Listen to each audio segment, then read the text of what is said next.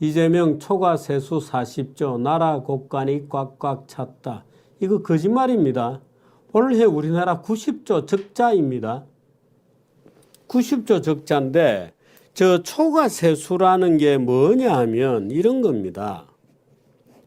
초과 세수가 가장 많았던 때가 언제 시작이 됐냐. 올리비아 장님 고맙습니다. 이 박근혜 대통령이요. 여러분 제가 설명드릴 테니까 잘 알아보시고 이제 귀현이님 고맙습니다.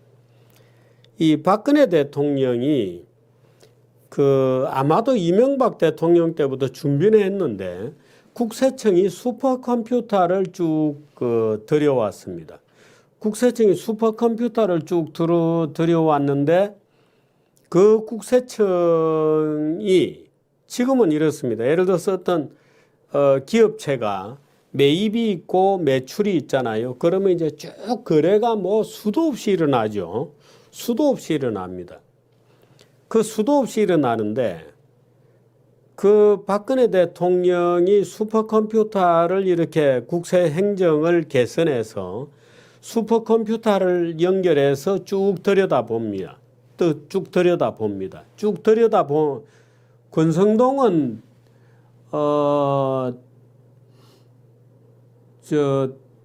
탄핵에 찬성한 게 아니고 탄핵위원회 위원장이었습니다. 막 박근혜를 탄핵해달라고 울고불고 이랬던 사람입니다. 그래서 매입 자료, 매출 자료 중에 기업들이 탈세를 하려고 좀 숨기잖아요. 숨기면 어디에서 숨겼는지까지를 국가에서 완전히 알게 됩니다. 그러니까 그 매입 자료 자체를 원천적으로 추적에 들어가면서 이 기업이 일일이 고백을 안 해도 자기가 뭘 숨겼는지를 딱 숨겨놓고 세금을 덜 내려고 해도 국가에서 다 찾아냅니다. 예를 들어서 성형외과를 가면 어떤 성형외과가 알량하게 탈세를 하려고 당신이 가서 실을 좀 사와라 밖에서. 왜? 국세청에서 성형외과는 이제 이 실을 얼마나 썼는지를 보면 매출을 추정을 할 수 있거든요. 왜? 수술을 얼마나 했는지 아니까. 그래서 실을 쭉 봅니다. 그러니까 성형외과가 안 들키려고 매출을 이 수술하는 실은 당신이 어느 가게에 가서 실을 사다 주세요 하고 그걸 처리를 하면 사다 오면 자기 매입 자료에는 없죠. 그래서 탈세를 할 수 있을 거라고 생각을 하는 겁니다. 그 사온다. 근데 원천적으로 이 실이 어디에서부터 흘러왔는지를 국세청은 빤히 보고 있는 거예요. 그리고 그렇다고 해서 이 사람 이름을 거짓말로 적을 수는 없잖아요. 그러니까 수술한 사람 이름 적어놓고 하면 이 사람이 돈을 어디에서 지출했는지, 이 사람은 가서 사왔으니까 어디에서 돈을 지출을 했는지까지 아는 거예요. 예, 저는 정치 안 나갑니다. 정치는 한번 나가서 이미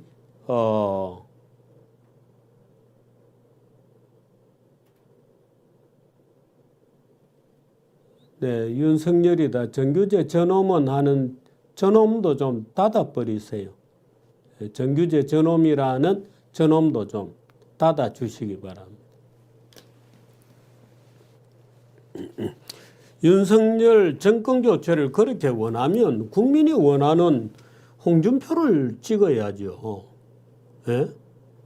아니 윤석열 자기 마음대로 내놓고 원하지 않는 국민들에게 이거 찍으라 그러면 말이 됩니까? 그거 그렇게 절실하지 않았다는 얘기예요.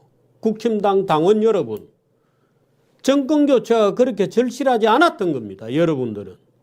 여러분들은 윤석열을 찍음으로써 당권파의 이익을 그대로 계속 가져야 되겠다고 주장한 거지. 왜? 홍준표가 되면 당권파로서 이익을 못 가지니까.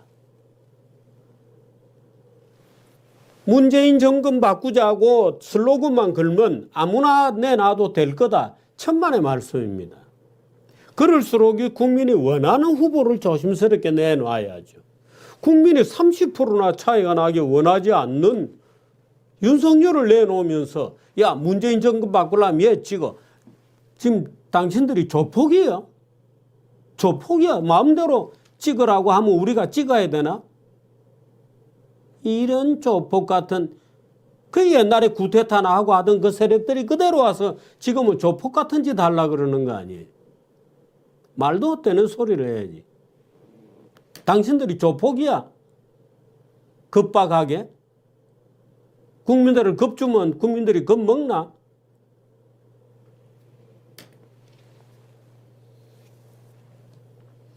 그래서 이 세금을 정확하게 잡아냅니다. 그러니까 그렇게 해서 그렇다고 국세청이 모든 세금을 다 잡아내는 건 아니고 국세 공무원들이 열심히 하는 거죠. 열심히 해가지고 점점 세금을 많이 걷습니다. 그러니까 지하경제가 점점 줄어들고 있는 겁니다. 최근에 초과세수가 많이 나오거든요. 박근혜 대통령 4년 동안 초과세수가 제가 계산했을 때 80조 원 정도였습니다. 그런데 지금은 초과세수가 그 이후에도 문재인 정부 들어서 계속 늘어나고 있습니다. 초과라 하면 국세청이 내년에 얼마를 거둘 수 있을 것 같다고 전망한 것보다 많이 걷습니다. 국세청이 전망은 어떻게 하느냐. 경제 성장률이 몇 프로 정도 될 거라고 예상을 하고 경제 성장률이 몇 프로 늘어나면 세금은 얼마가 늘어나겠다고 계산을 하거든요. 그런데 실제 거치는 세금은 훨씬 많이 거칩니다. 왜 그러냐. 지하경제가 양성화되고 있는 겁니다. 그러니까 박근혜 대통령이 시스템을 잘 만들어 놓고 본인은 퇴출당했죠. 왜? 세금을 왕창 더 걷어가니까. 그러니까 유승민이가 정세 없는 복지 없다고 박근혜 때 싸웠잖아요. 유승민이 이 사람 경제에 대해서 쥐뿔도 모르는 인간이에요. 그 이후로 초과세수가 어마어마하게 나고 있거든요. 지하경제가 엄청나게 양성화되고 있습니다. 그러니까 마치 유승민은 올바른 얘기, 듣기 싫어하는 올바른 얘기를 하는 것처럼 자기를 포지셔닝을 하면서 정세 없는 복지 없다고 박근혜 대통령하고 싸운 겁니다. 바보 같은 얘기거든요. 유승민 경제에 대해서 쥐뿔도 모릅니다, 여러분. 그렇게 해서 지하경제가 지금도 지하경제가 계속 양성화되고 있습니다. 그 지하경제가 우리나라 전체의 양 GDP의 15%다, 많게 보는 사람은 20%다 이렇게 봤거든요. 제가 볼 때는 지금은 10% 이하일 거라고 봅니다. 지하경제가. 정치를 중심으로 지하경제가 있다. 광급사업을 중심으로. 그렇게 보지 순수하게 민간 분야에서 지하경제가 있다고 저 보지 않아요. 정부를 중심으로 돌아가는 아직도 특혜와 이권이 있는 쪽에 한 10% 정도 지하경제가 남아있을 거라고 보는데 그래서 박근혜 대통령 때 잘 짜놓은 국세청 시스템 때문에 지하경제가 계속 양성화되면서 세수가 늘고 있는 겁니다. 그러니까 포캐스팅보다 경제 성장률로 계산하면 내년도 세금이 얼마인데 거기에는 지하경제 양성화분이 빠져 있는 거죠. 그 지하경제가 양성화되면서 초과세수가 계속 나오는 겁니다. 지금 그 초과세수를 추가경정예산안으로 지금 다 떨어먹었거든요. 그러니까 초과세수는 이재명이는 초과세수가 왜 생기는지도 모르고 마치 경제가 잘 되어서 초과세수가 생기는 것처럼 생각하고 초과세수는 이미 다 쓰고 없는데 나눠 먹자고 하는 겁니다. 이재명 초과세수 40조 나라 곳간이 꽉꽉 찼다. 저런 무식한 조폭을 놓고 국민들한테 저놈은 조폭이니까 윤석열을 찍으라고 국힘당이 요구하는 저 더러운 패권적 자세를 어떻게 해야 됩니까? 여러분 국힘당이 윤석열도 찍을 수 없고 이재명도 찍을 수 없잖아요. 저런 자를 어떻게 찍습니까? 그 이번에는 우리들은 조용하게 물러나십시다. 물러나십시다. 우리는 명예로운 고립이다. 그래 우리는 고독한 자들이다. 명예롭게 나는 나의 명예를 지키겠다. 내 더러운 너희 썩은 놈들에게 내 한 표 안 주겠단 말이지. 하고 물러나십시오.